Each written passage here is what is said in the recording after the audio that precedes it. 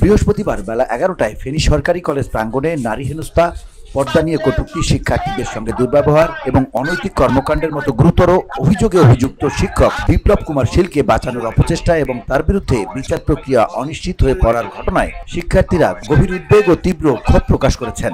দ্বিতীয় বর্ষের শিক্ষার্থী রুহি হিজাবের কটূক্তির শিকার হয় এবং তাকে বিভিন্ন ধরনের অঙ্গভঙ্গি দিয়ে খারাপ ইঙ্গিত করে।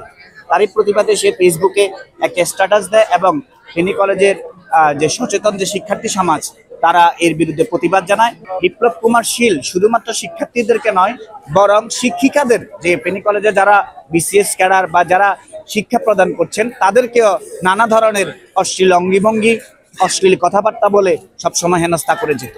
শিক্ষাঙ্গনে নারী শিক্ষার্থীদের নিরাপত্তা নিশ্চিত করা, অপরাধীদের দৃষ্টান্তমূলক শাস্তি এবং ন্যায় বিচার প্রতিষ্ঠার দাবিতে ফেনী সরকারি কলেজের সামনে মানববন্ধন ও বিক্ষোভ সমাবেশ করেছে শিক্ষার্থীরা। সকাল 11টায় ফেনী সরকারি কলেজ ক্যাম্পাস প্রাঙ্গণে ফেনী সরকারি কলেজ শিক্ষার্থীবৃন্দ এই মানববন্ধন করেন। শীল হচ্ছে যে জুওলজি ডিপার্টমেন্টের হেড। আমরা ইতিমধ্যে শুনেছি এর আগেও উনি পর্দা নিয়ে এবং ছাত্রদের অশালীন ভাষায় অনেক গালিগালাজ করতে। লাস্ট যে ঘটনাটা আমাদের ইংলিশ ডিপার্টমেন্টের আমাদের বোনের সাথে ঘটে, পর্দা নিয়ে অশালীন একটি বক্তব্য দিয়ে থাকেন উনি, যে তুমি কেন পর্দা দিয়ে নিজেকে ঢেকে রাখলে তোমার সৌন্দর্য তো পৃথিবী দেখছে না, এইরকম একটা বিষয়।